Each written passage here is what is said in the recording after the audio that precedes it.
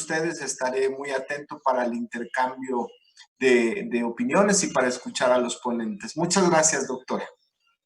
Sí, muchísimas gracias, doctor, por todo el acompañamiento que nos está dando para hacer posible este espacio horizontal de encuentro con los colegas de todas las escuelas formadoras de docentes. Muchísimas gracias por estar aquí con nosotros. También quiero dar el más cordial recibimiento a todos los colegas que nos acompañan de las instituciones formadoras de docentes, las escuelas normales, la Universidad Pedagógica Nacional, los centros de actualización del magisterio y de diversos establecimientos de educación básica como preescolar, primaria, secundaria, educación especial, así como de otras instituciones de educación superior. Esta segunda sesión, que hemos titulado Nuevos escenarios, nuevas o viejas prácticas, cambiar para seguir igual, tiene como propósito analizar y pensar en la construcción de rutas y escenarios posibles derivados de la experiencia, los contextos, las interacciones, las condiciones, la infraestructura, la conectividad de docentes y de los estudiantes para continuar con la formación inicial docente, ya sea a distancia, presencial o mixta. Se coloca en el centro las propuestas y uso diferenciado que se ha realizado de los distintos recursos tecnológicos y o digitales, pero mucho más aún en los cambios de enfoque o acepción sobre la docencia que podríamos comenzar a experimentar los formadores de docentes. Para lo cual nos planteamos algunas preguntas. ¿Cuáles podrían ser estos nuevos escenarios y qué tipo de actuación se desplegaría tanto en el ámbito institucional, de la práctica y de la interpretación del currículum? ¿Qué nuevas prácticas de enseñanza, aprendizaje y evaluación se pueden desprender a partir de estos escenarios? Los ejes que se desprenden para esta sesión son los siguientes. La pertinencia del uso de las plataformas y aplicaciones tecnológicas en el aprendizaje, las prácticas pedagógicas en la formación inicial, el cisne negro y los retos inéditos para la formación docente, y suspender las clases presenciales hasta nuevo aviso, cómo nos organizamos. Y para compartir sus experiencias, nos acompañan nuestros colegas Dolores Amira Dávalos, Esparza, Eduardo Mercado Cruz, José René Torres Cook y su servidora Carmen Jaimes, quienes junto con Eduardo Mercado vamos a leer algunos datos. Amira Dávalos Esparza es doctora en Ciencias con especialidad de Investigación Educativa en el IES Investap del IPN, bajo la tutoría de la doctora Emilia Ferreiro. Actualmente es jefe del Departamento de Investigación e Innovación Educativa de la Secretaría de Educación Querétaro, donde, entre otros, está a cargo del sistema de formación docente. Es miembro del Sistema Nacional de Investigadores. Colaboró con la Comisión General de Educación Superior para Profesionales de la Educación como diseñadora de los programas de 4 asignaturas. Gracias. El trayecto de lenguaje y comunicación de las licenciaturas en educación preescolar y primaria para las escuelas normales de los planes 2018. Es una de las autoras del libro de texto de español de primer grado del 2017 y autora de textos sobre la enseñanza de la lengua español para primaria y secundaria. Ha publicado artículos y capítulos académicos en revistas y libros internacionales especializados en psicología del desarrollo, psicolingüística y educación. José René Torres Cook es maestro de tiempo completo en la Escuela Normal Rural Justo Sierra Méndez del estado de Campeche. Se desempeñó como jefe del área de docencia, subdirector académico, coordinador de formación de tutores para la educación básica, tutor de acompañamiento del servicio profesional docente y coordinador de inglés para las escuelas normales. Ha colaborado con la DGESPE en actividades como el programa Leer para la Vida, la actualización y rediseño curricular del 2018, diseño de cursos del trayecto psicopedagógico y práctica profesional, ha sido evaluador de CIES y del EDINEM. Tallerista también en la habilitación docente de los planes 2018 en diferentes estados de la República y actualmente es delegado nacional de las normales en el Congreso. Eduardo Mercado Cruz es doctor por la Universidad Autónoma de Morelos, docente investigador de la Escuela Normal de Texcoco, colabora en la Dirección General de Educación Superior para Profesionales de la Educación de GESPE desde el 2011 en la reforma curricular de las escuelas normales.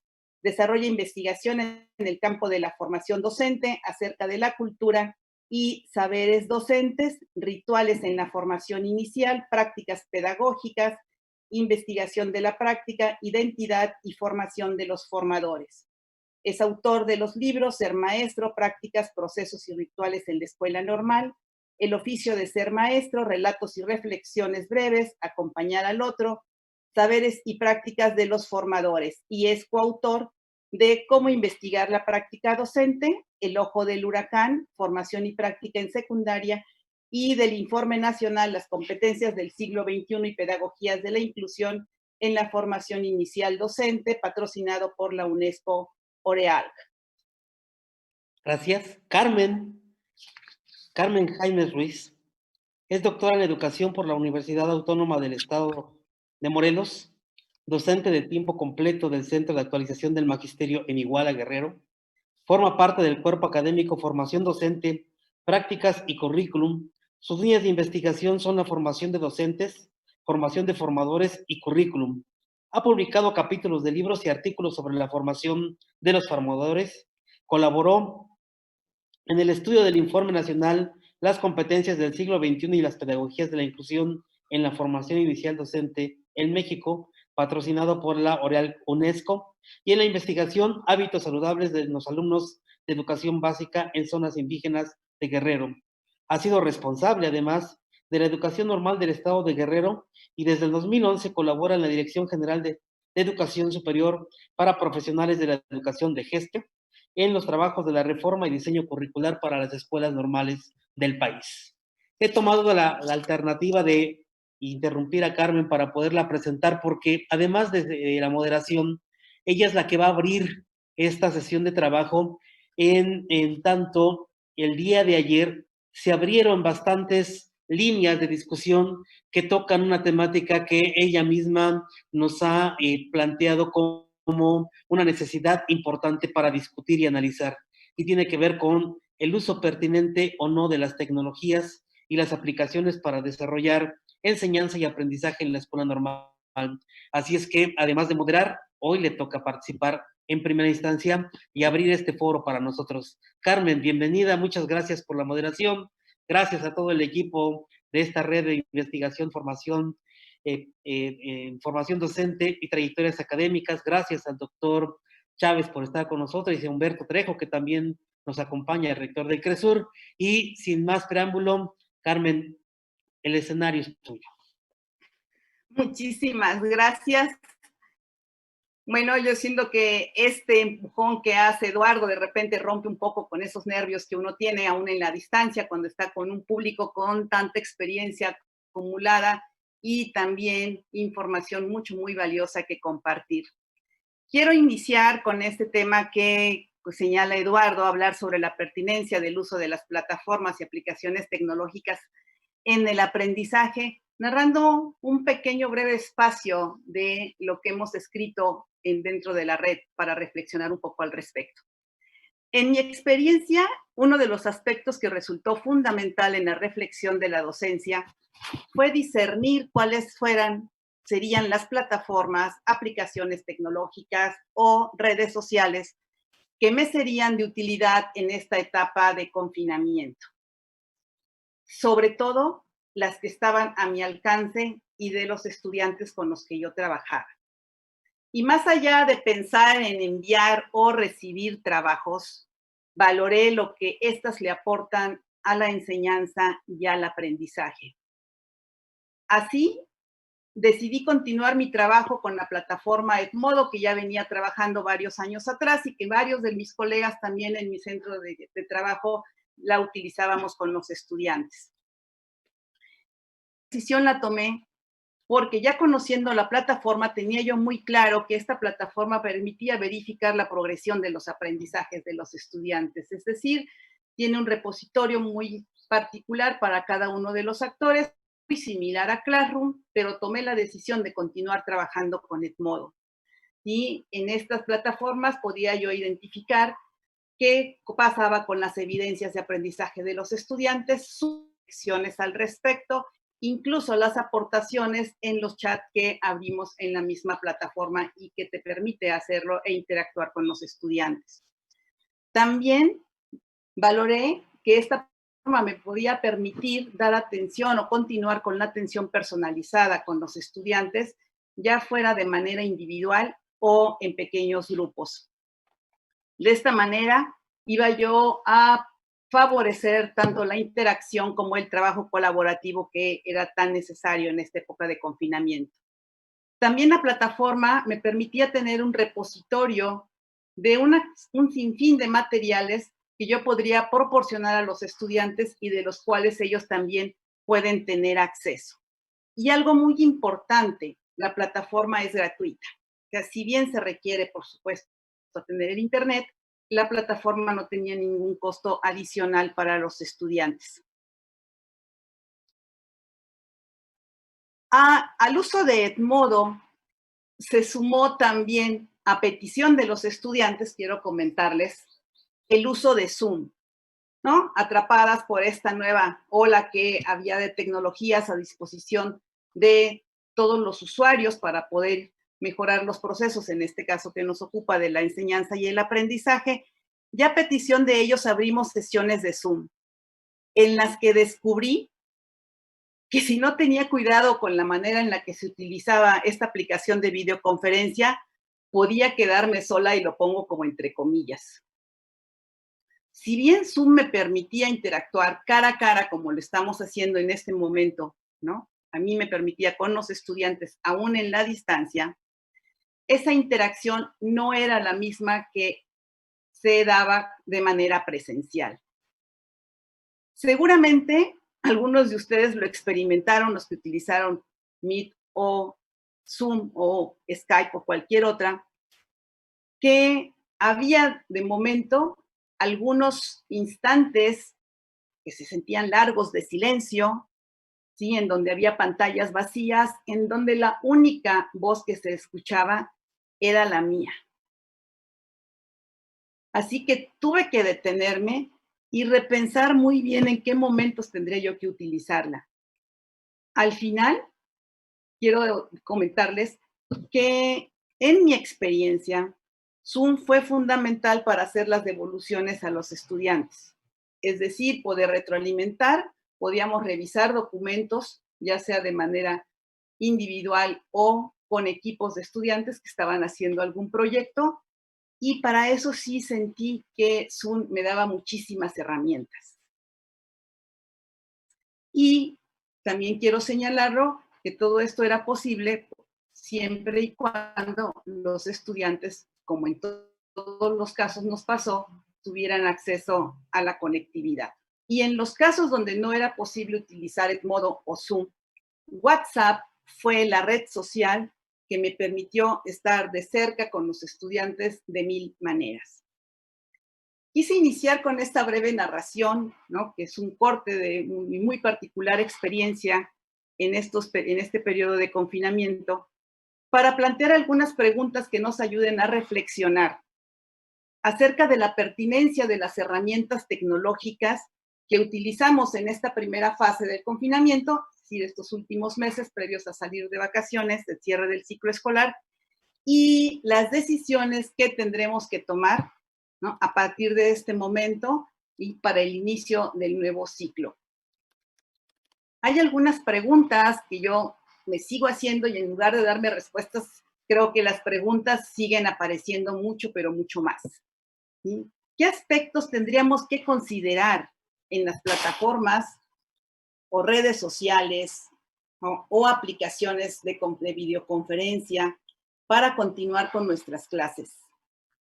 ¿De qué manera estas plataformas nos permitirían gestionar el aprendizaje de los estudiantes? ¿Qué me aportaron estas plataformas a mí en esta primera etapa de confinamiento que sea rescatable y que yo pueda utilizar y replantear para iniciar este ciclo escolar? Para no quedarme pensando que con todo lo que pasó, puedo estar cambiando para seguir igual. ¿Y por qué cierro con esta última pregunta? Yo creo que muchos lo vivimos también. Al inicio, y les decía yo con efervescencia, muchos intentan seguir en las plataformas cara a cara, ¿no? De manera sincrónica con nuestros estudiantes, tratando de replicar la clase como si estuviéramos presentes si estuviéramos presencial. Desde mi experiencia, como se los acabo de narrar, eso no es tan viable, ¿no? Llega el momento en que todos cierran sus cámaras y no saben qué está pasando del otro lado. Ni siquiera puedo darme cuenta si capté o no su atención o qué tan, por más interesante que haya sido el tema que yo hubiera estado desarrollando. ¿Sí? También observé que en varios casos, y nos pasó con los propios estudiantes de los grupos que yo atendía, que en algún momento pedían que uno frenara, ¿no?, el envío de trabajos vía las plataformas porque estaban saturados y pedían espacio y tiempo para poder revisar y analizar las lecturas que teníamos. Se los comento que también fue muy gratificante esta experiencia, sobre todo en el posgrado. Después de comprender cómo estaban los profesores desaturados, habría que repensar, ¿no?, qué trayecto o cómo había que reconstruir el trayecto de aprendizaje en estos últimos meses para que los maestros no abandonaran el seminario o los seminarios. Por supuesto, quiero comentarles que estas preguntas y todo esto que iba uno pensando no resultó de manera fortuita, sino que muchas de estas formas de atender y de resolver los problemas a los que uno se iba enfrentando resultaron del diálogo y de la discusión con algunos o varios colegas que también tenían muchas preocupaciones con lo que iba a pasar respecto al aprendizaje de los estudiantes. Sin duda, estábamos ahora sí en una gran incertidumbre y muy compleja a la que nunca nos habíamos enfrentado. Si bien la situación de hace algunos años con la experiencia de la influenza, ¿no?, en muchos lugares no nos alejó ni nos distanció. Entonces, no todos teníamos experiencias vividas en un distanciamiento como el que vivimos ahora. Como parte de estas discusiones y con todo lo que identificábamos también acerca de la precariedad y de lo excluyente que puede ser también el uso de la tecnología, ¿no?, la precariedad en la conectividad, ¿sí?, lo que hicimos fue centrar nuestras discusiones mucho más en preguntarnos qué tendríamos que hacer para garantizar que los estudiantes siguieran aprendiendo y, en este caso, las tecnologías pasaron a segundo término. En estas discusiones también nos dimos cuenta que el conocimiento del plan de estudios, de los programas, de los propósitos de cada programa, de las competencias que se desarrollan en cada espacio curricular y sus actividades era fundamental para poder repensar el aprendizaje de nuestros estudiantes en situación de confinamiento. Y por supuesto que también a partir de esta búsqueda que hicimos, ¿no?, bibliográfica, en las redes sociales, en los webinars que teníamos muchísimo a disposición, recuperamos algunos aspectos que ya habíamos discutido también incluso en los seminarios de las licenciaturas, como los señalamientos que nos hacía Philippe Merieux acerca de que el docente siempre tiene que elegir muy bien los objetivos de aprendizaje, tener muy claros los objetivos de aprendizaje. También, ¿no?, habíamos recuperado algunas reflexiones que el mismo César acerca de que en esta construcción que se hace del currículum teníamos que revisar muy bien aquellos aprendizajes que eran fundamentales y que teníamos que ir eligiendo los que nos dedicamos a la tarea de educar. De esta manera, lo que hicimos fue poner, les reitero, en el centro el aprendizaje. Y entonces, las tecnologías, aunque estábamos en esta efervescencia, ¿no?, de su uso, pasaron a ser un medio y no a ser un fin. Eso es una parte fundamental de lo que nosotros logramos recuperar de todas estas discusiones. Y como bien lo señalaba Eduardo, decidimos hacer un cambio, ¿no?, en el foro, ¿no?, de las participaciones, porque al analizar el chat del día de ayer, más de 3,000 comentarios que estuvimos revisando, muchos de los planteamientos y reflexiones y preguntas que se generaron tanto en el chat de Zoom como en el de Facebook, tenía que ver con el uso de la tecnología. Y permítanme, ¿no?, hicimos como un ejercicio de integración que nos da cuenta de que desde que abrimos este foro también los docentes ya están replanteando y están reflexionando qué hacer con la tecnología, ¿no?, en estos procesos de enseñanza y de aprendizaje desde las escuelas normales. Encontramos que desde varias escuelas normales ya contaban con plataformas como Classroom o plataformas, ¿no?, con servidores particulares de las escuelas, en donde ya la comunicación o el trabajo a distancia se venía realizando. No obstante, los colegas que hicieron esas afirmaciones señalan que se encontraron con la dificultad de que muchos estudiantes, ¿no?, ahora sí, por el distanciamiento que tuvieron que estar en sus casas, ¿no?, y algunos por la condición económica, no tenían acceso a la tecnología, o más bien al Internet, por lo que hicieron adaptaciones para atenderlos de manera muy particular. También encontramos otras aportaciones acerca del gran reto que tenemos los docentes formadores con respecto al uso de la tecnología y la necesidad que hay para que se nos brinde capacitación.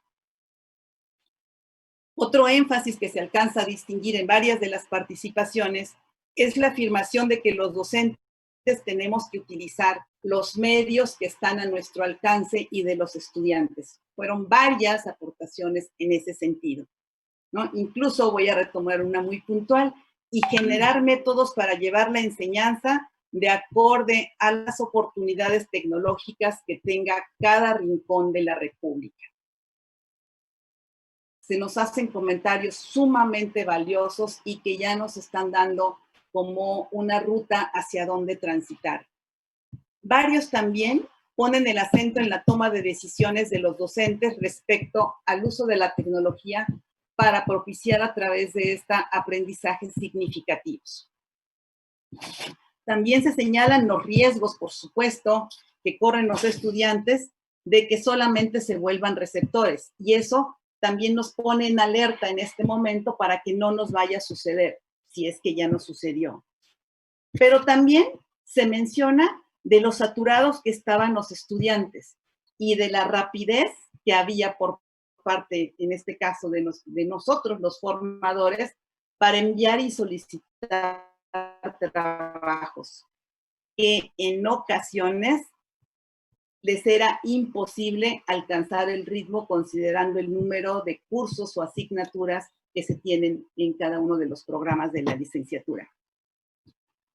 Por supuesto, en toda esta revisión identificamos que están presentes todas estas reflexiones acerca de las asimetrías con respecto al acceso de las tecnologías y de la conectividad muy precaria y excluyente que, por supuesto, sigue dejando fuera a muchos de nuestros estudiantes, pero que si uno lo mira, ¿no?, desde nuestras escuelas normales, en este momento no podríamos solucionar.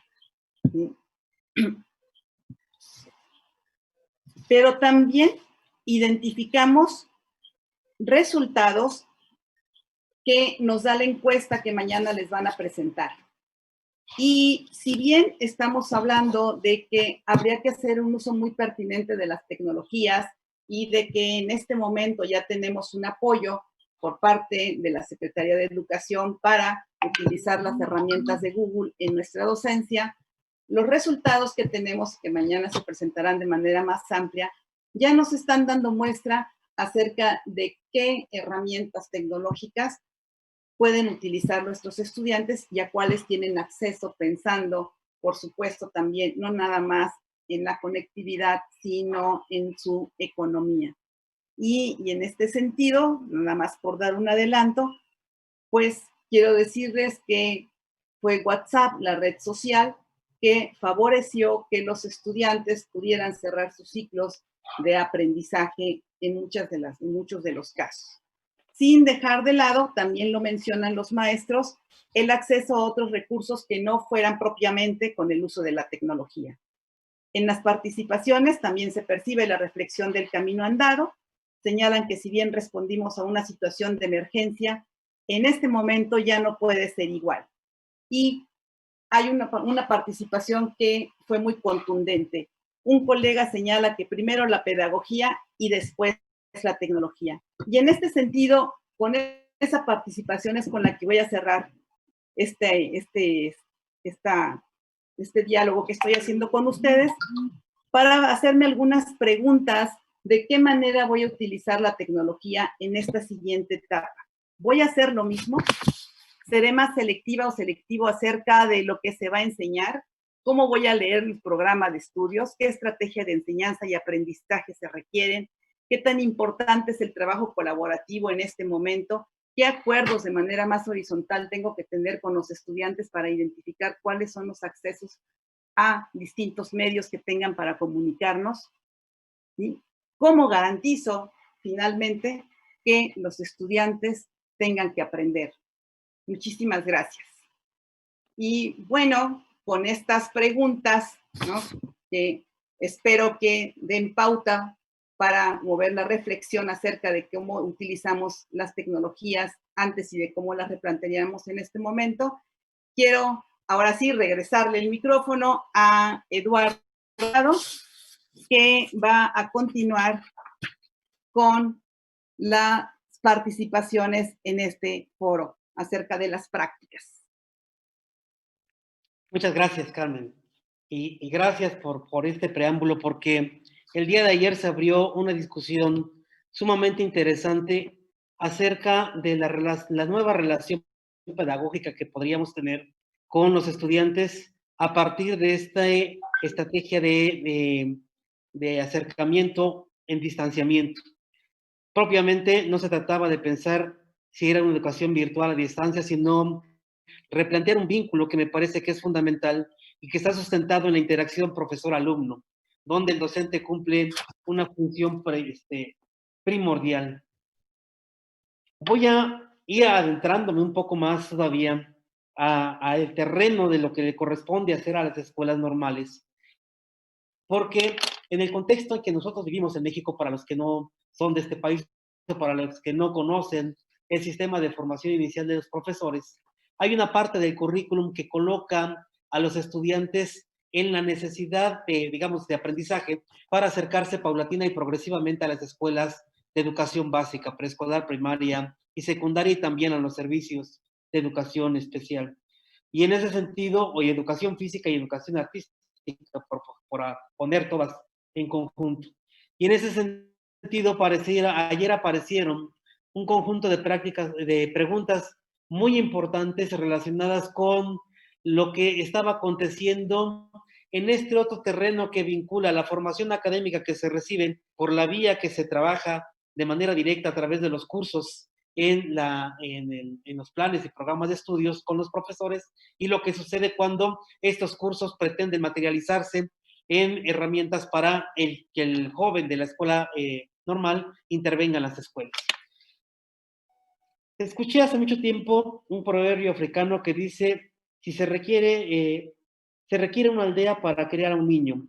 Y yo creo que se necesita toda una gran comunidad para formar a un profesor.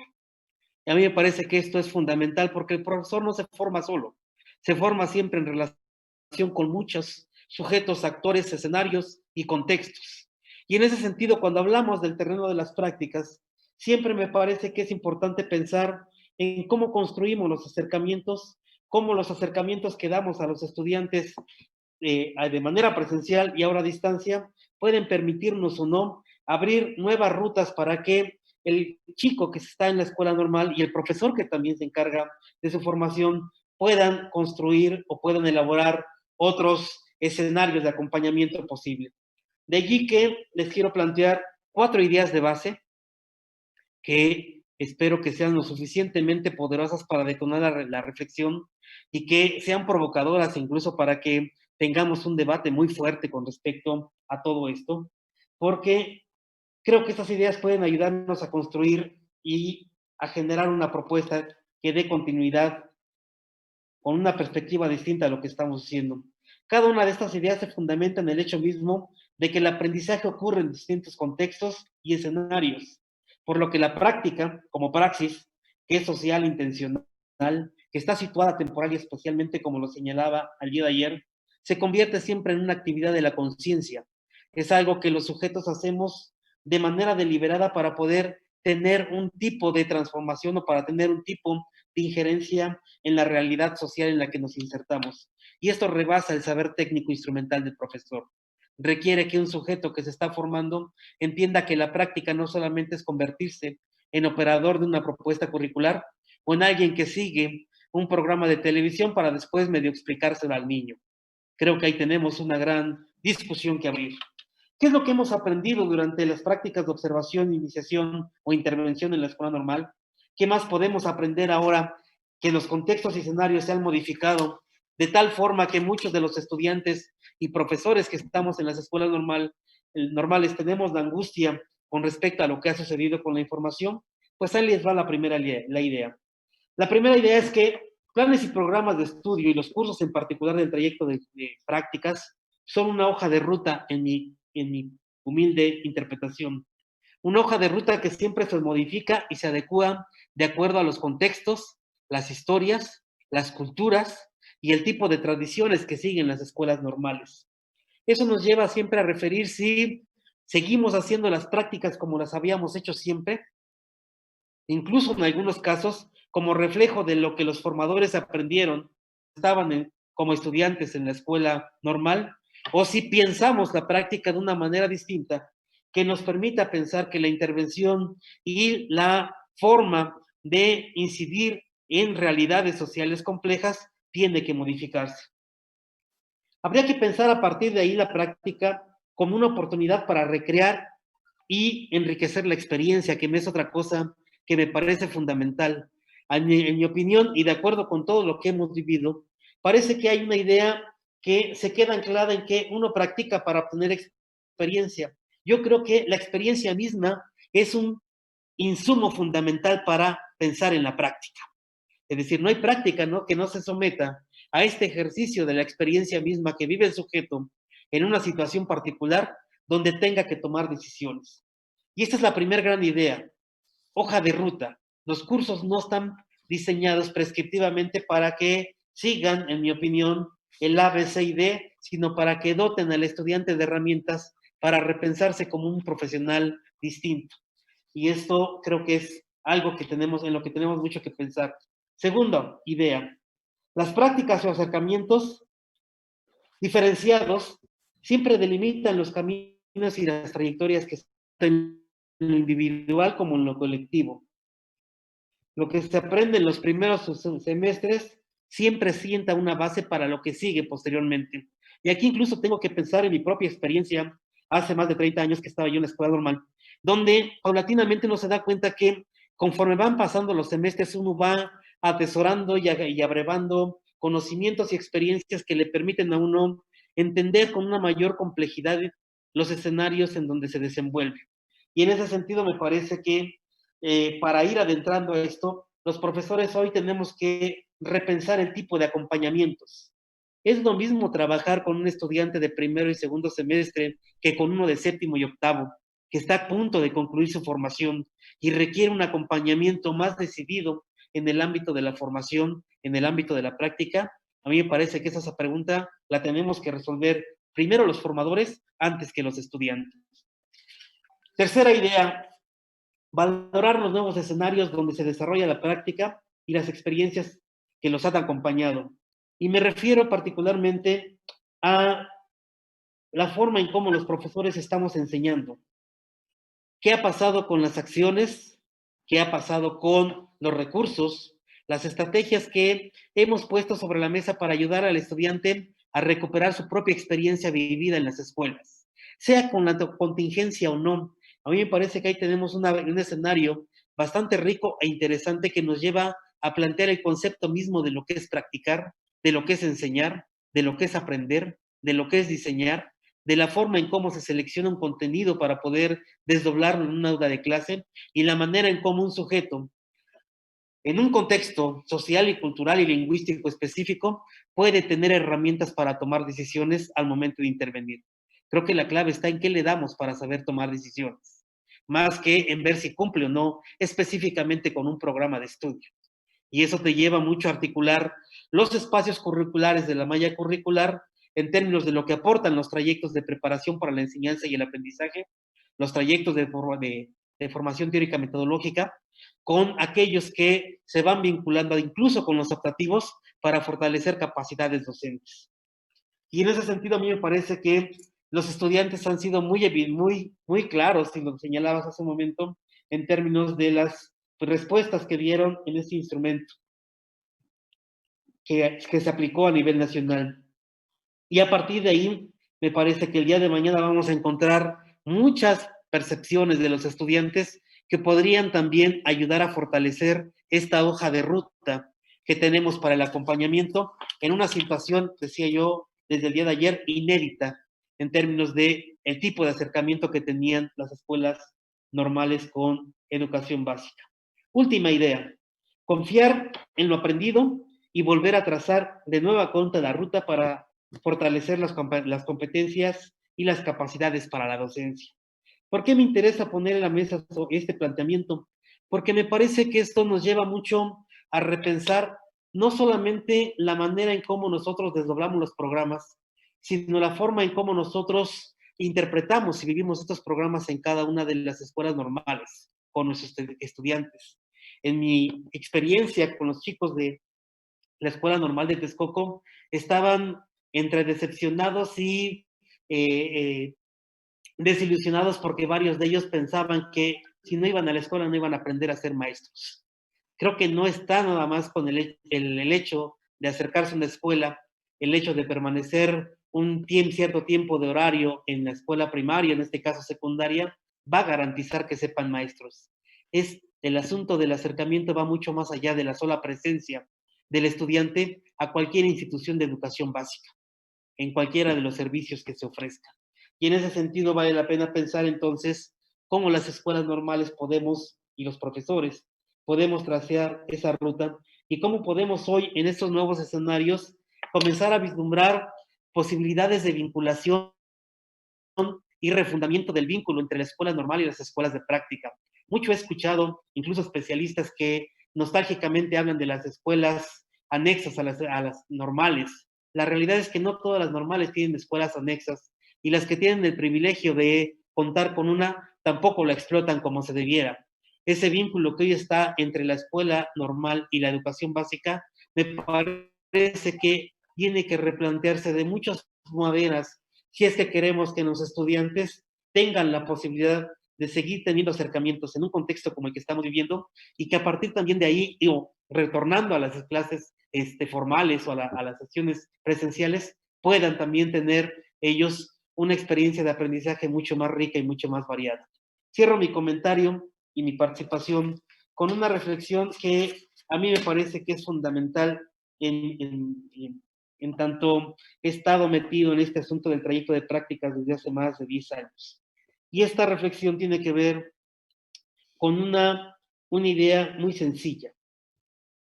Entiendo que muchos piensan y seguimos pensando que el profe se hace en la práctica. Y estoy de acuerdo que la práctica es, digamos, como acción intencional, es fundamental.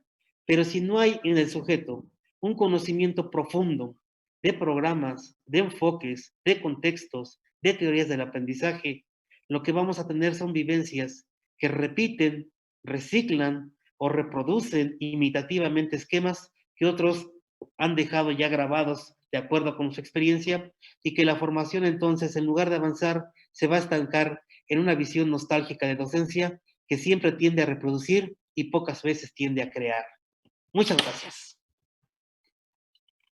Muchas gracias, Eduardo. También has dejado puestas preguntas para la discusión, ¿no? Provocadoras hasta en cierto momento, porque creo que yo, como muchos colegas de las escuelas normales, ¿no? Sobre todo cuando la situación de las prácticas profesionales o las OPDs, ¿no? En los planes anteriores de los estudiantes no se podían llevar a cabo, pues siempre nos embargaba una gran preocupación de cómo solucionarlo. Y bueno, yo creo que coincido en esto que está señalando acerca de que habría que repensar también la manera de entender las prácticas y de cómo estas ahorita desde este confinamiento, cómo podríamos nosotros propiciar que el estudiante generara también procesos de análisis y reflexión, ¿no? Sobre muchas cosas que ya ha realizado, pero también sobre otras que están documentadas e incluso a disposición de varios, ¿no? En libros, ¿no? O casos que particularmente como en las licenciaturas de especial hay infinidad documentadas para poder analizar y reflexionar. Bueno, y esto también se une muchísimo con todo esto que estaba mencionando hace un momento acerca del uso de la tecnología, porque sí tendríamos entonces también que repensar este asunto de los espacios del trayecto de práctica profesional a partir de la reflexión de estas. Quiero dar la palabra para articular un poco esto que acabamos de comentar junto con Eduardo a la doctora Dolores Amira Ábalos, quien va a comentarnos sus experiencias con el tema El Cisne Negro y los retos inéditos para la formación docente. Adelante, Amira. Muchas gracias. Bueno, gracias a Cresura, de GESPE, a todos los asistentes por su tiempo y su escucha.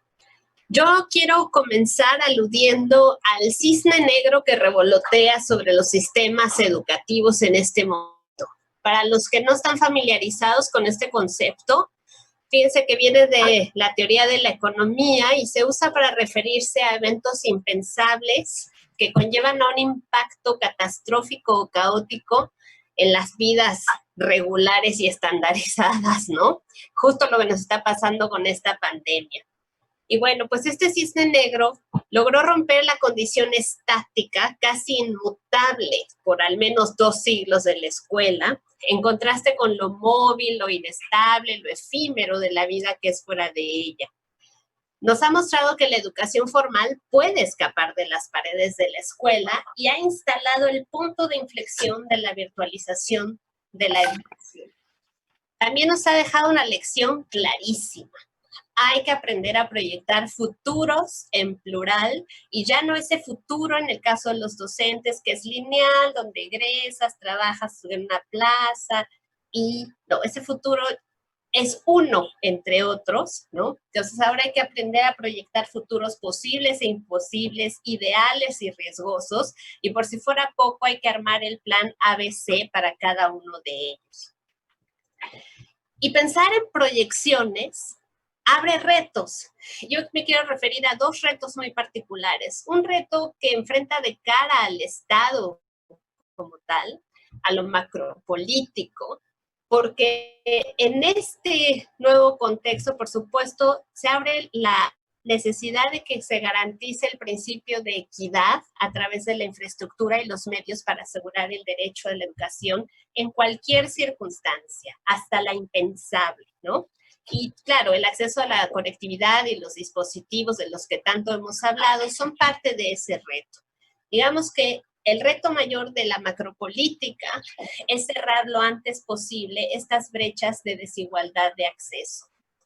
Pero el cisne negro también reta a las normales porque les exige ganar pertinencia para formar nuevos docentes, multiterreno y además formarlos en un plazo inmediato antes de que pierdan vigencia.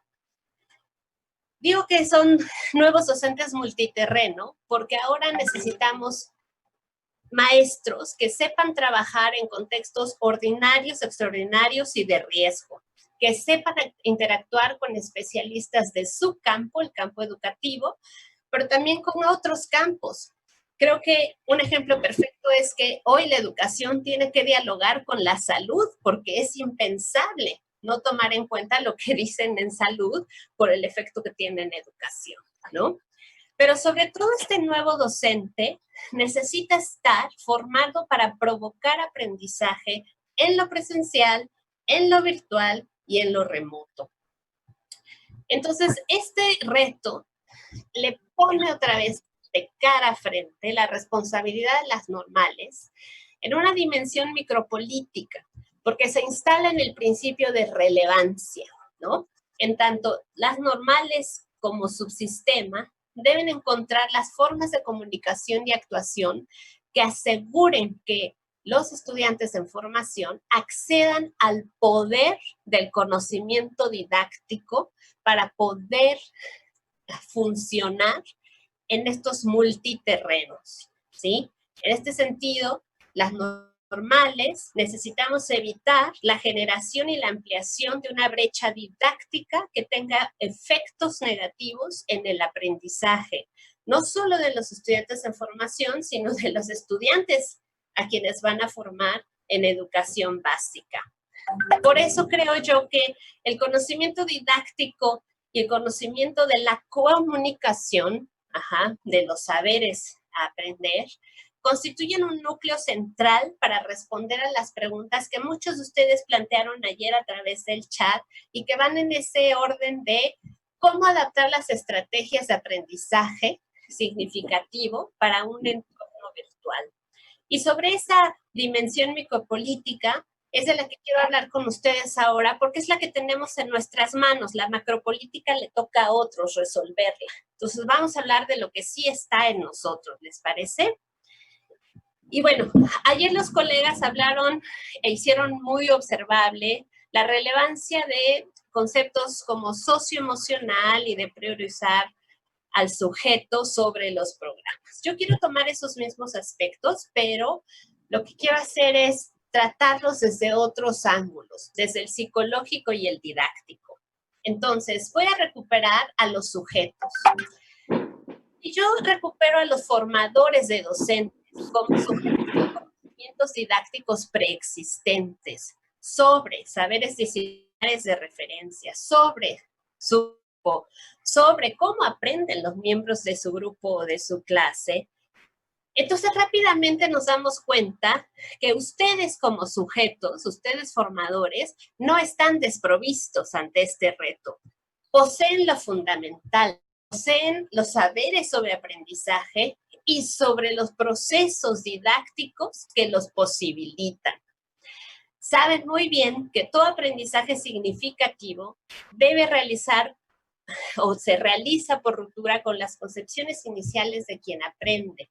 Saben que cuando el aprendiz es expuesto a un cuestionamiento que lo intriga o a una situación problemática específica, su marco de cuestionamiento se reformula, aparecen nuevas preguntas y sus marcos de referencia se someten a reelaboraciones que implican operaciones lógicas de orden superior, o sea, aprendizaje. Entonces, si ustedes ponen en juego estos saberes psicológicos, didácticos y disciplinarios, no solo en discurso, sino en acto, ponerlos en juego significa ponerlos en acción. Rápidamente se ubican ustedes a medio camino del reto que nos trajo la pandemia. Recuperar a los estudiantes también como sujetos de aprendizaje, ¿sí? ¿Hay escenarios cambiantes? Sí. ¿Hay nuevas necesidades? Sí. Pero no podemos ignorar que lo permanente está en los sujetos que aprenden, que son sus propios procesos de adquisición de diversos conocimientos.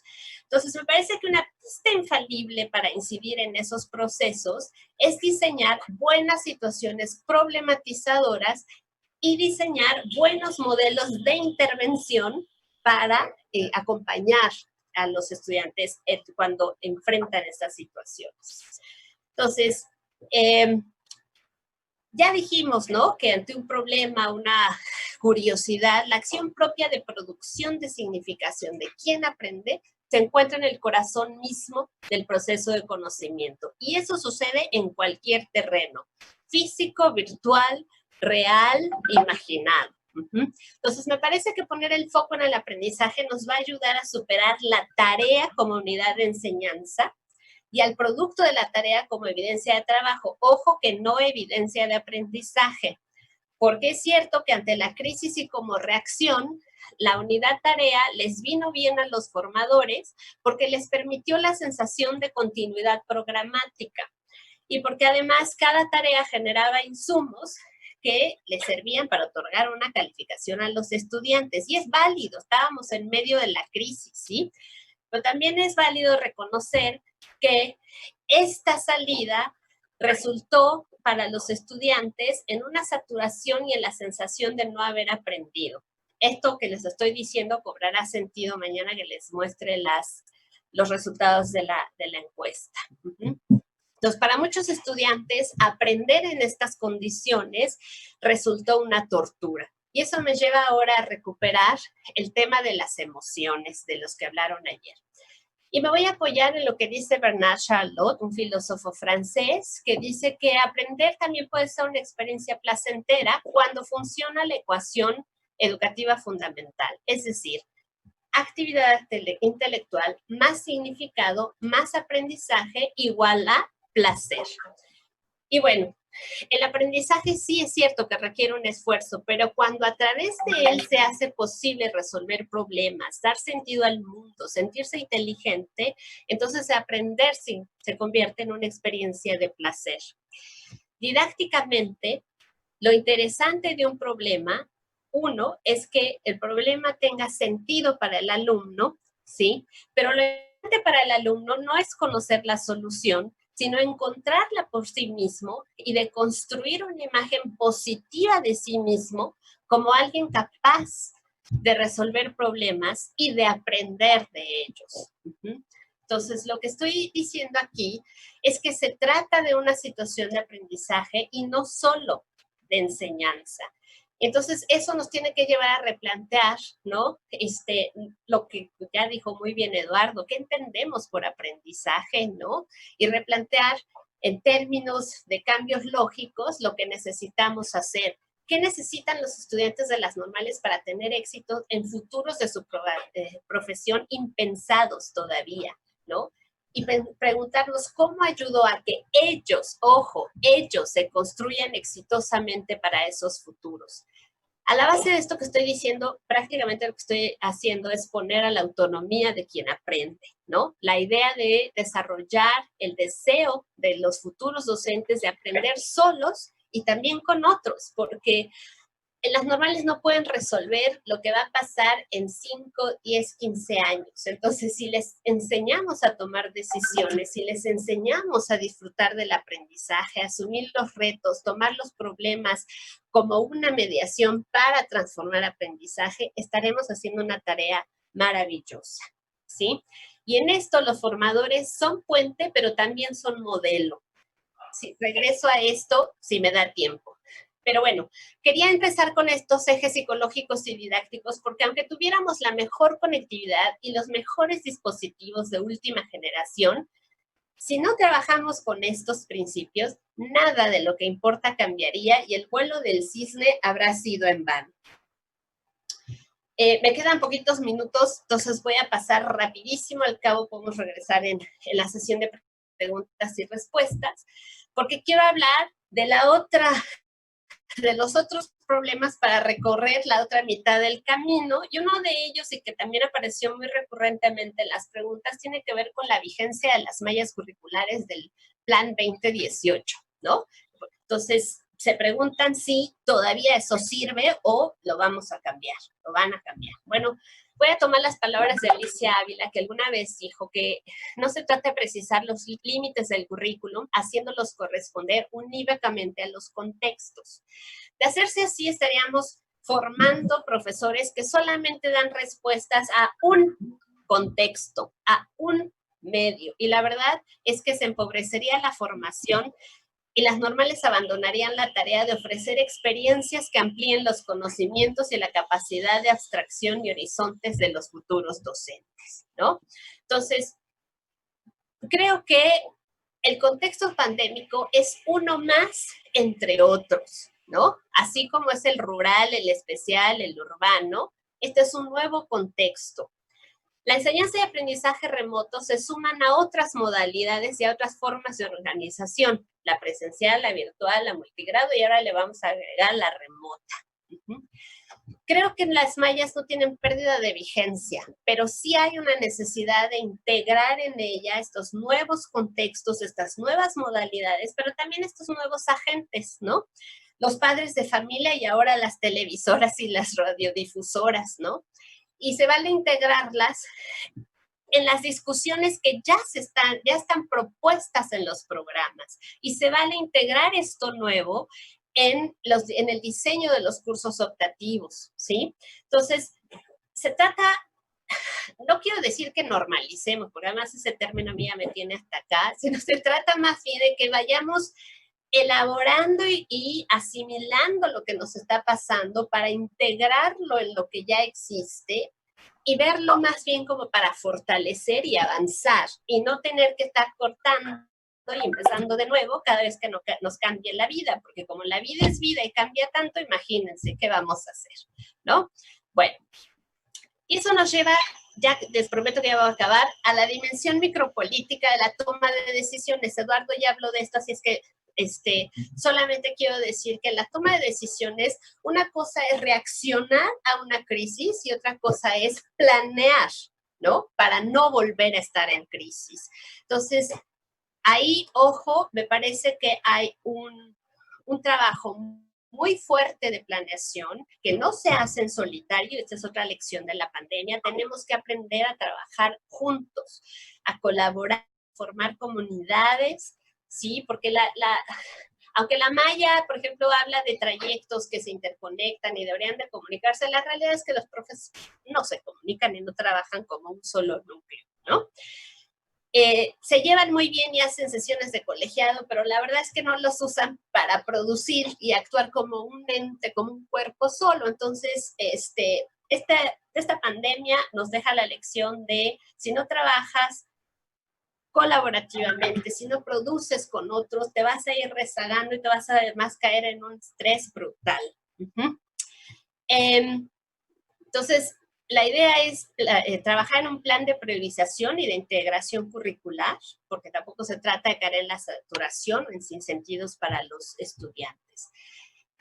Y bueno, ahora quiero también hablar de que este trabajo de colaboración significa curar contenidos y eso sí le requiere a los docentes y a los formadores de docentes nuevas capacidades porque les demanda creatividad y usar formatos de comunicación más dinámicos a los que no están acostumbrados. Entonces, ¿se acuerdan del nuevo docente de Renault? Bueno, pues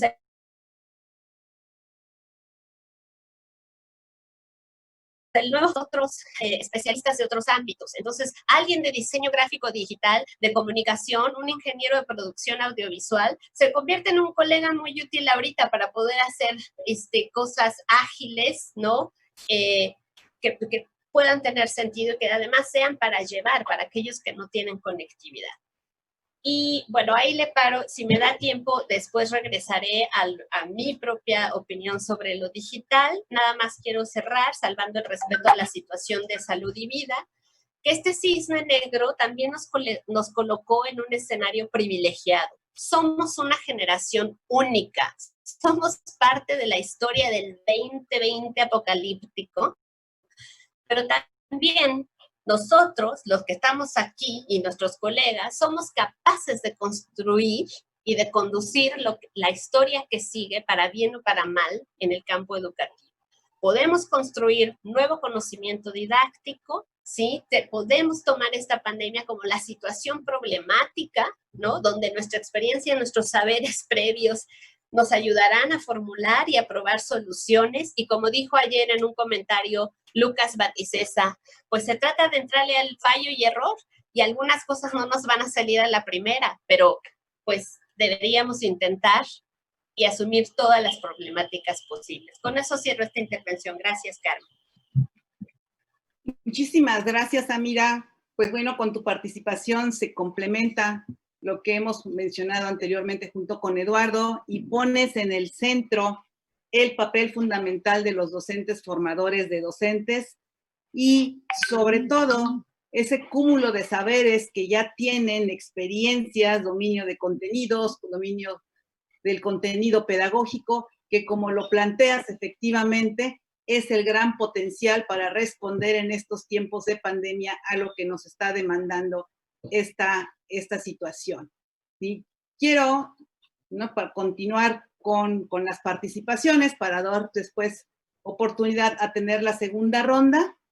Quiero darle la palabra a el maestro José René Torres Cook, quien participará, ¿no?, con suspender las clases presenciales hasta nuevo aviso, cómo nos organizamos, porque él cierra con todas estas, ¿no?, pretensiones que puso en este momento Amira sobre la mesa. Adelante, René.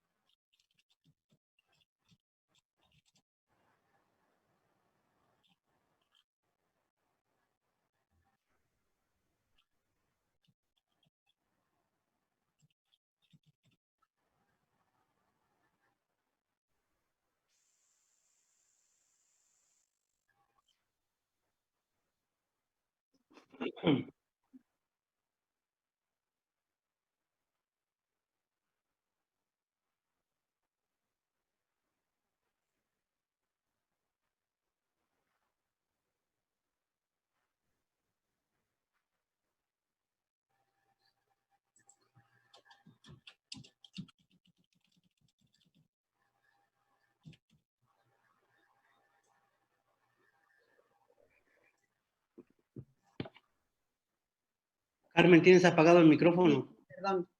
Perdón.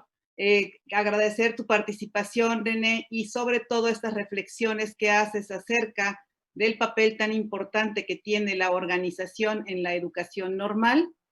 Todos estos aspectos que tocas, que son muy, pero muy relevantes y que pues blindan todo el trabajo que hace cada uno de los docentes, ¿no? Con respecto para garantizar el aprendizaje de los estudiantes. Por cuestiones de tiempo, vamos a hacer la segunda ronda, pero les voy a pedir, ¿no? Tanto a Eduardo como a Mira como a René, que vamos a tener 5 minutos para contestar algunas de las preguntas. Quiero decirles que en toda esta revisión que he estado haciendo del chat junto con los colegas de la red, pues particularmente hay algunas preguntas muy dirigidas sobre todo a la participación de Eduardo y quisiera, ¿no, Eduardo, si me lo permites, que tú iniciaras con las respuestas. Te quiero leer algunas, pero yo supongo que tú también ya tienes algunas ahí que de suyo también resultan muy interesantes atender, ¿no? Es imposible, queremos decírselos, poder documentar cada una de las aportaciones que están haciendo, sus reflexiones y todas las preguntas también que están planteando. Particularmente, hay dos que me, ¿no?, llaman la atención. ¿Y cómo es que los estudiantes normalistas haremos las jornadas de práctica a distancia, Lalo? Y ¿cómo será la práctica normalista en esta nueva normalidad? La primera pues, parece más bien ser una respuesta local, más que de diseño de trayecto y de curso. ¿Por qué digo local? Y tiene que ver con este momento coyuntural del que hemos estado hablando tanto el día de ayer como el día de hoy. Pensemos en escenarios. El primer escenario es que mientras la contingencia sanitaria no termine, el regreso a las instituciones de educación básica, media superior y superior no se van a dar. Y eso significa entonces que los profesores y estudiantes, de acuerdo con lo que con base en lo que está estipulado, habremos de reiniciar las actividades trabajando a distancia con los estudiantes, utilizando los medios tecnológicos, televisión, radio o algún tipo de red o conectividad que nos permita acercar a los estudiantes hasta que se pueda retornar directamente a ellos. Hace un momento ya hablaba de una especie de replanteamiento del vínculo entre la escuela normal y las escuelas de educación básica. Y es un vínculo no solamente de acceso, tiene que ver con un vínculo que geste un nuevo proyecto y un nuevo pacto de acompañamiento entre la escuela normal y las escuelas de educación básica.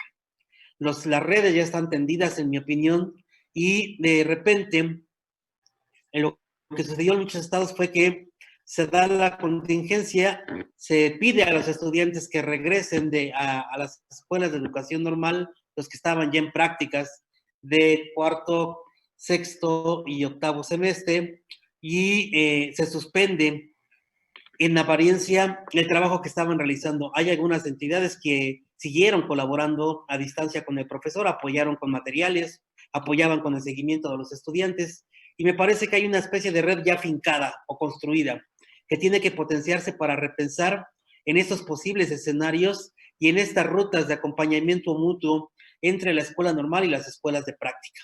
Creo que eso se tiene que trabajar y se tiene que construir. Por sí mismo el currículum no lo va a determinar, toda vez que esta contingencia sanitaria lo que abre es una nueva opción, insisto, no para seguir pensando que la escuela primaria o la escuela preescolar o la escuela de secundaria tiene por fuerza que recibir a nuestros estudiantes, sino para refrendar un nuevo vínculo pedagógico y de acompañamiento que en reciprocidad nos ayude a nutrirnos, tanto a los profes de las escuelas normales, particularmente a los estudiantes que se están formando para cada una de las licenciaturas, y obviamente que retribuya en la educación básica de nuestro país.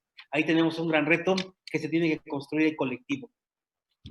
Y la otra que me parece que es fundamental y porque, digamos, tampoco tiene una respuesta única, pero sí me permite pensar en esto que de algún modo tendríamos que comenzar a pensar de una manera distinta.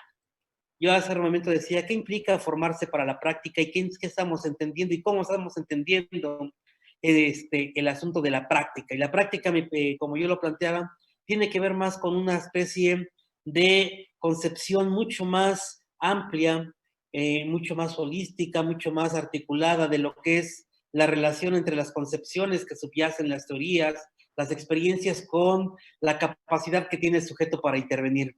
Y esa capacidad del sujeto para intervenir, como decía, no se gesta solamente a partir de la experimentación del ensayo y error, sino a partir de ejercicios minuciosos de análisis y reflexión de experiencias prácticas. Y en ese sentido, me parece que además del acompañamiento, hoy en día a través de las redes sociales tienen los profesores, o tenemos, porque yo así lo hice con mis estudiantes, un montón de recursos para poder visualizar prácticas filmadas, prácticas que están en YouTube y que pueden ser herramientas fundamentales para poder aprender a analizar la forma en cómo los sujetos intervienen y la forma en cómo los sujetos utilizan sus capacidades para enseñar y procurar aprendizajes en los niños. El recurso tecnológico me parece que hoy juega un papel fundamental, y ahí tenemos una gran beta que explorar en las escuelas normales, en las escuelas de educación básica, y particularmente en el caso de los estudiantes de la escuela normal, para que no se sientan agobiados en el tipo de aprendizajes que ellos tendrían que comenzar a considerar de una manera muy crítica para poder después, insisto, tener herramientas para seguir tomando decisiones cuando les toque intervenir, sea que colaboren en estos procesos de acompañamiento a través del refortalecimiento de los vínculos entre escuelas normales y educación básica, o sea que vayan desarrollando ejemplos, vayan trabajando casos, situaciones que son muy buenas, que después les permitan tener insumos para tomar decisiones cuando les toque estar frente a un grupo. Gracias, Carmen.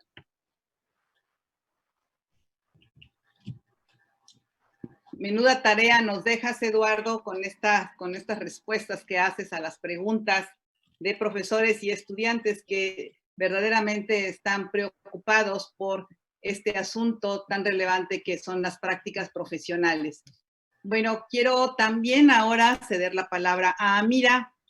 tengo, ¿no? En esta revisión que hicimos, te hice también de las preguntas que nos están enviando los colegas, ¿no? Hay hay análisis muy profundos en el sentido de los planteamientos, ¿no? Tan fuertes y abiertos que hace Amira con respecto, ¿no? Al valor y el posicionamiento que tiene que tener el docente de la escuela normal. Todos los docentes comentan que están muy de acuerdo, pero hay algunos que plantean que cómo a veces se puede hacer eso cuando se encuentra, ¿no? Como con autoridades educativas que son demasiado lineales y tradicionales, ¿no? Esa es una pregunta, Amira, que te pusieron por ahí. Y otra que tiene mucho que ver con todo esto que has trabajado, que qué tecnología es la pertinente para trabajar la enseñanza y el aprendizaje de la lectura y escritura en este momento a distancia. Adelante, Amira. Bueno, la primera sobre cómo hacerle cuando estorba la autoridad, ¿no? Es repensar algo que siempre se ha dicho, ¿no? Finalmente el profesor está a cargo, ¿no? De sus estudiantes. Y regreso a la noción de dimensión micropolítica. Las decisiones son nuestras. Y a mí me parece que el primer cambio es el cambio en el contrato didáctico que establecemos los profesores con los estudiantes.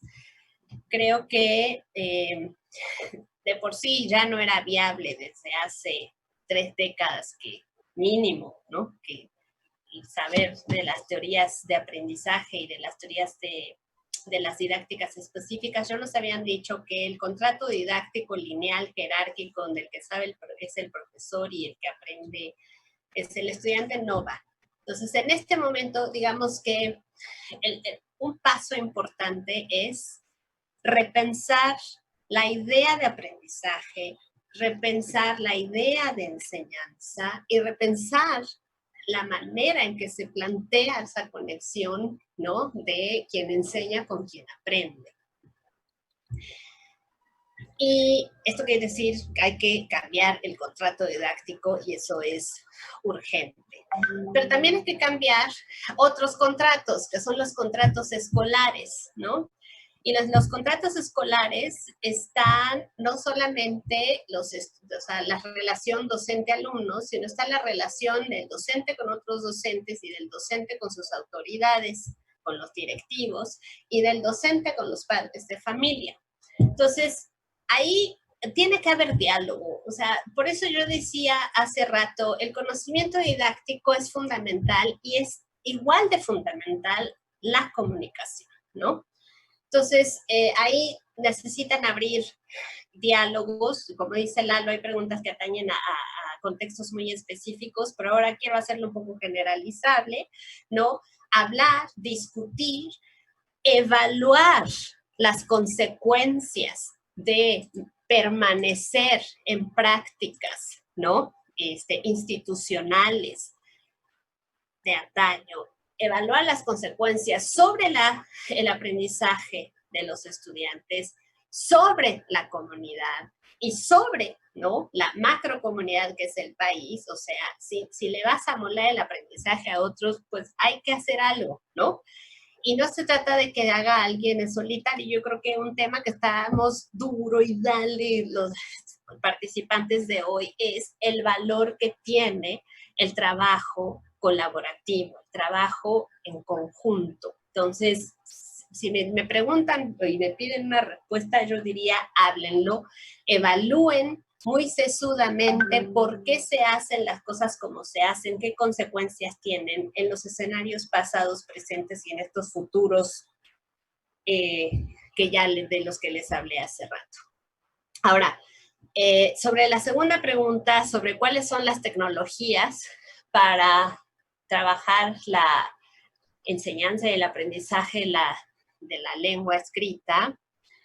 Ay, bueno, perdonen que lo diga así, pero el texto y los soportes en los que circula siguen siendo la, ¿no? Tecnología. Es decir, hay que exponer a los chicos, muy chicos, me refiero a los estudiantes de la básica, a contextos, ¿no?, de circulación del lenguaje, oral, escrito, hay que hacerlos participantes, y eso implica, y por la pregunta que hacen, y me parece que implica revisar muy bien los planes del trayecto del lenguaje y comunicación, implica leer muy bien los enfoques también para la enseñanza de la lengua en educación básica, para entender el enfoque. Si quieren, en algún momento podemos hablar de eso. Tenemos 3 comunidades buenísimas para hablar directamente con profes de estas cosas. Pero yo a quienes preguntaron eso, a quienes se lo están preguntando, les voy a, perdónenme la anécdota, pero les voy a contar que yo he estado trabajando con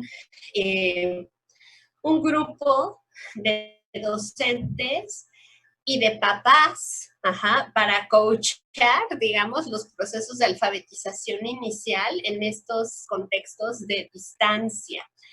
Y eso significa que, bueno, voy a decir 2 cosas, perdónenme, siempre tengo la mala costumbre de extenderme más de lo que debería, pero uno, significa que la ausencia de presencialidad no sacrifica la interacción y la socialización para seguir avanzando, ¿no? Y 2, quiere decir que sí hay medios, porque estuve trabajando con el valor de WhatsApp para comunicar buenas consignas y buenas citaciones, situaciones problemáticas para los chicos que se alfabetizan. Entonces, regreso al tema de hay que saber plantear y diseñar buenas situaciones, y dirán, ay, pero en algunos lugares no hay WhatsApp, no llega la señal. También trabajé, porque acá en Querétaro tenemos también contextos de sierra donde de veras no llega la señal, y hay que caminar muchísimo antes de llegar a una comunidad que tenga un locutorio o un teléfono público. Entonces también trabajé con ese tipo de profes, y con los papás de unos nenes que se dedicaban a hacer artesanía, vender tamales, y que la educación que tenían no llegaba más allá de tercero de primaria. ¿Cómo le pides a un padre que te ayude a ti, docente, a alfabetizar a un chico cuando tiene una situación tan compleja? Bueno, nuevamente es el conocimiento didáctico y saber mover las variables didácticas en una situación la que lo permite. Para esos contextos remotos, bien remotos, lo que hicimos fue construir situaciones que ayudaran a los chicos a pensar en la escritura comunitaria, la escritura necesaria para etiquetar, por ejemplo, los tamales y diferenciar los rojos de los de rajas. Y entonces, la verdad es que a los papás no les demandó de más, sino que las propias situaciones las construimos para que los chicos, a través de la escritura y de las necesidades de comunicación intrafamiliares y yo diría económicas de la familia, los chicos ayudaran. Entonces los papás estaban muy dispuestos, ¿no?, a generar y a aceptar el compromiso de quedarse muy, muy firmes y muy seguidores de lo que les tocaba hacer. Y los profesores estaban también muy al pendiente y acompañando a los padres, que por supuesto, igual que uno, se pone súper nervioso cuando no sabe exactamente muy bien por qué hace lo que hace, pero sabe que lo tiene que hacer. Entonces, en esta cosa lo que quiero acabar de decir es que hay maneras, los chicos tienen que estar expuestos a situaciones problemáticas comunicativas, sí. Tiene que haber lenguaje, sí. Pero también tiene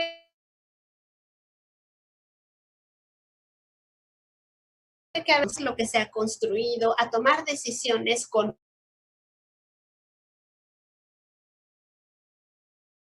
otros papás, niñitos, estudiantes normalistas. Entonces, hay que pensar en qué teorías nos ayudan. En particular, yo soy amante y lectora ferviente de toda la teoría de la escuela francesa sobre la didáctica. Entonces, estos medios están siempre pensados desde la teoría de las situaciones didácticas y muy particularmente las adidácticas. Entonces, bueno, ahí se las dejo. Ustedes también saben de estas cosas, dialóguenlo. Gracias. Muchísimas gracias, Amira. Lamentablemente tenemos el tiempo sumamente medido y entonces tenemos que ir limitándonos en nuestras participaciones, ¿no? Ya habrá oportunidad de también abrir espacios para discutir estos temas tan interesantes. Mi estimado René, te cedo la palabra, ¿no? Todavía había algunos aspectos pendientes que señalabas que querías todavía puntualizar, ¿no? Con todas estas sugerencias que estás planteando para la organización institucional en las escuelas normales, de tal manera que se pueda garantizar o favorecer el aprendizaje de todos nuestros estudiantes de las distintas licenciaturas. Adelante, René.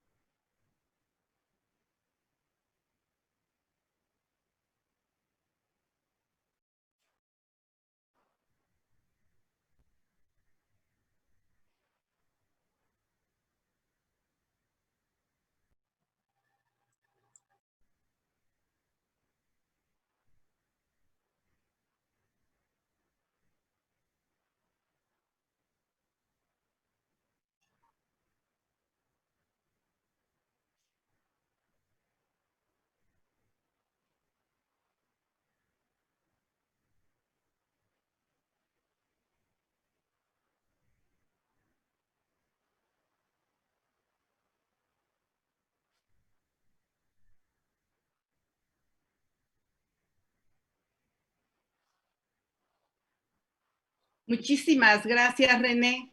No sé, Eduardo, si quieras cerrar algo. A mí me gustaría hacer un ejercicio de integración de todo esto que estuvimos comentando durante esta jornada de esta tarde, ¿no? Algo que quiero plantear y recuperar algunas preguntas que Eduardo dejó puestas también desde su intervención, que este confinamiento nos está llevando a replantear qué es lo que hacemos, cómo lo hacemos y para qué lo hacemos. Desde esta perspectiva, nosotros hemos considerado muy pertinentes, ¿no? Que desde cada uno de los espacios en los que estamos, las instituciones de las que formamos parte, podamos valorar la pertinencia del uso de las plataformas y aplicaciones tecnológicas que utilizamos, siempre pensando en el aprendizaje de los estudiantes, sin perder de vista, por supuesto, las condiciones y las asimetrías que tenemos presentes, y revalorar también las prácticas pedagógicas en la formación inicial, como lo planteó Eduardo con su última participación. Este asunto que pone la maestra Amira también en el trabajo macropolítico que se tiene que hacer desde las escuelas normales para que efectivamente estas situaciones en las que nos encontramos u otras que no sabemos que pudieran suceder, ¿no? Un evento natural, etcétera, pues que realmente desde las instituciones podamos generar estas sinergias para responder teniendo como fortaleza los conocimientos, las experiencias, la gran capacidad que hay en cada uno de los formadores. Y algo que desde la red queremos dejar valoración del trabajo colaborativo que se puede hacer con todo el colectivo docente y la manera en que se puede involucrar a cada uno de los estudiantes. Por supuesto, siempre nos quedamos con más preguntas que con respuestas. La idea de nosotros, como los planteamos en ese momento, no es dar recomendaciones, sino contribuir al debate y a la reflexión sobre las lecciones que nos está dejando la pandemia para la educación normal y poder trazar su futuro, no en lo inmediato, sino en lo inmediato a largo plazo y muy a largo plazo. No un solo futuro, sino todos estos futuros posibles que acaba de plantear nuestra colega Amira. Queremos agradecer, ¿no?, de manera muy especial al CRESUR, ¿no?, al doctor Humberto Trejo, al maestro Mario Chávez Campos, al doctor, por todo el apoyo que han dado a los trabajos que se están haciendo desde la red, que, como les comentaba, de manera muy horizontal, decidimos integrar con colegas de distintas escuelas normales del país, con esta idea de contribuir en el campo del conocimiento de las escuelas normales y la formación inicial y profesional de los docentes también en servicio. Lalo, Gracias. ¿quieres contribuir, cerrar?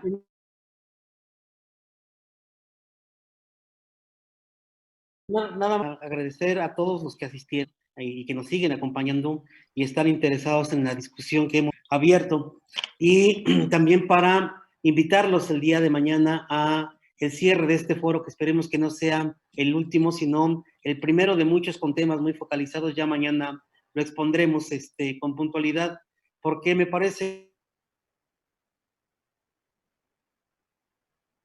que la palabra, esto se convirtió en un ejercicio bastante horizontal, porque el chat no deja de fluir en términos de conversación, en términos de pregunta, de reflexión, de respuesta, de recomendación, y eso nos enriquece mucho porque hay estudiantes y profesores hoy puestos aquí en una plataforma que nos hace iguales a todos, aunque seamos diferentes. Mañana los esperamos, doctor Chávez. No sé si quieras comentarnos, decirnos algo el día de hoy, ¿qué te pareció la impresión de este segundo foro? Y obviamente invitarte para el día de mañana, pues, porque mañana cerramos esta primera parte.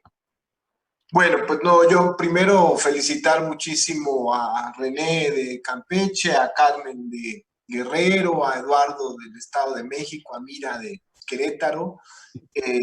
Todos creo que desde su punto de vista y de su perspectiva nos están haciendo reflexionar muchas cosas. Yo hablaré desde mi posición y creo que aquí hay un tema que sí es importante decir. Cuando la pandemia nos interpeló,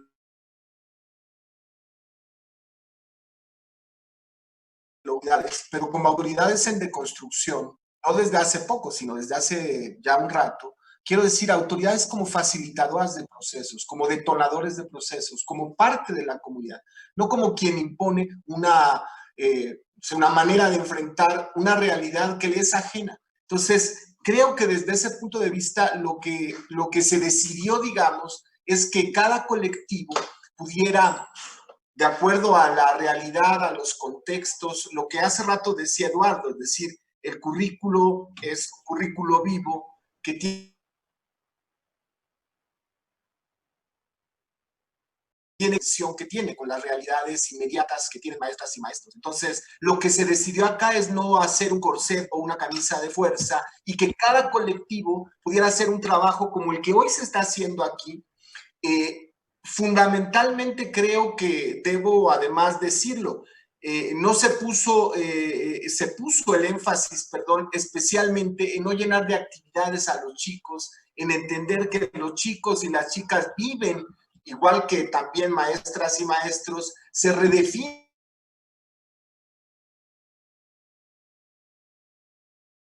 además de la escuela. Entonces, creo que ese trabajo hay que reconocerlo porque todas y todos ustedes, es que se ha mantenido el proceso educativo en continuidad pese al distanciamiento social. Entonces, creo que eso es muy importante, que no hay una decisión de la autoridad de imponer, sino de buscar cómo pueda con las clases. Evidentemente, yo estoy de acuerdo. Seguramente alguna sentido en sus espacios como tal vez una decisión de abandono. Nosotros tenemos claridad que hacen falta muchísimas cosas en las escuelas, que hace falta muchísima infraestructura, que vamos con una brecha enorme en cuanto a lo que tienen las otras instituciones de educación superior. Entonces, hoy ha sido muy importante, mañana será para nosotros un día también fundamental para ver cómo están viviendo estudiantes, maestras y maestros, cómo vivieron este cierre de semestre, porque vamos a iniciar, como decía Eduardo, vamos a iniciar seguramente con una educación a distancia, así en ese sentido más amplio. Y finalmente decir que si nosotros estamos aquí, si yo estoy aquí particularmente, es porque lo que nosotros buscamos es poder escuchar a todas y todos para a partir de ahí construir. Y esa es la función de la autoridad. La función de la autoridad es poder servir como mediador de procesos de lo que la comunidad normalista decida. Entonces, yo agradezco mucho esta posibilidad de interacción. Mañana estaremos más contentos de escuchar, como bien también dice Eduardo, esta primera prueba de que a través de las plataformas, aunque bien nos decía Carmen, a veces parece que uno le está hablando a nadie, pero creo que si a través de estas plataformas se puede quebrar el encierro y también se puede construir comunidad desde este espacio. Y creo, yo no me cansaré de decirlo, que si cada cuadrito nos democratiza, aquí todos somos iguales. Entonces, creo que esa es una gran oportunidad para la autoridad entendida como facilitador, poder escuchar las voces desde distintas comunidades en el país. Pues agradecerte mucho, Eduardo, Carmen, gracias. A Mira y a los más de 1000 maestras, maestros, estudiantes conectados. Créanos que para todos son cercanos, todos son cercanos, y decirles que pese a la distancia, la comunidad normalista sigue construyendo, sí, colaborativamente, pero sobre todo a partir del disenso, del debate, y yo sí no me cansaré de decirlo, del afecto y del compromiso que cada uno y cada una de ustedes siente por las escuelas normales, por la formación de docente, que históricamente me parece es lo que tiene hoy a México en esta condición de transformación. Pues muchas gracias. Gracias a ti. Carmen. Y todos, adiós. A todas las gracias a todos. A todos. Muchas gracias y los esperamos el día de mañana a la misma hora para cerrar este foro. Muchísimas gracias, doctor Trejo, a todos los que estuvieron presentes de las distintas instituciones formadoras de docentes y de todas las instituciones de educación básica y otras instituciones de educación superior. Les agradecemos sus comentarios, preguntas, ánimos y también sus cuestionamientos. Que tengan una excelente tarde. Hasta luego. Bye bye. Gracias. Cuídense. Don't believe me, just watch. Come on.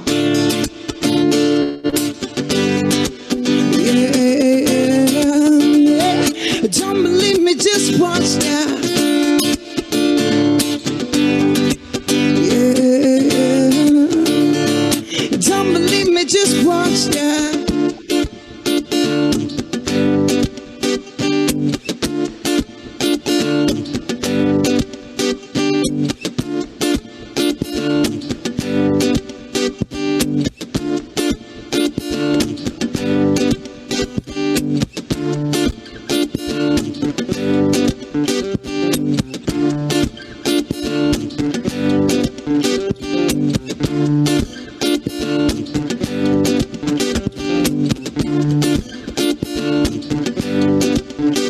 I say Uptown, funk it up. Uptown, funk it up. I say Uptown, funk it up. Uptown, funk it up. I say Uptown, funk it up. Uptown, funk it up. I say Uptown, funk it up. Uptown, funk it up. Come on. I say Uptown, funk it up. Uptown, funk it up. I say Uptown, funk it up. Uptown, funk it up. I say Uptown, funk it up. Uptown, funk it up. I say Uptown, funk it up. Uptown, funk it up.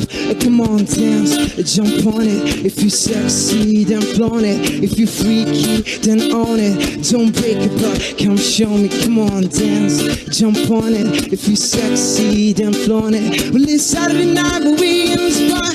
Don't believe me, just watch. Come on. Yeah. Don't believe me, just watch, yeah.